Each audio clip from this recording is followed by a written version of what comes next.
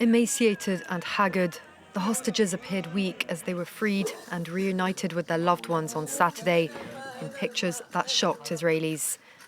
Little by little, the released captives have begun revealing details of the conditions they were held in to their families.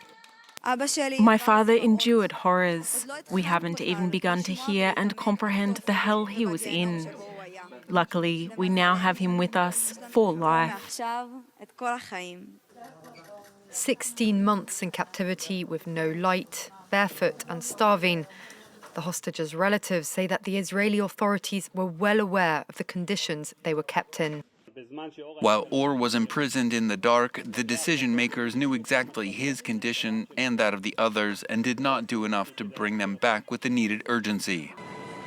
In light of their accounts, there's growing concern that time is running out for the dozens of hostages still in captivity. The mother of hostage Alon Ohel has just learned for the first time from those who were recently freed that her son is alive, but in a worrying state. We were informed that Alon was injured in his eye. He sees shadows in one eye. He has shrapnel in his eye, shrapnel in his shoulder and in his hand. Alon was bound in chains this entire time, and he had almost no food. At most 1 pita a day, over a very, very long time, more than a year.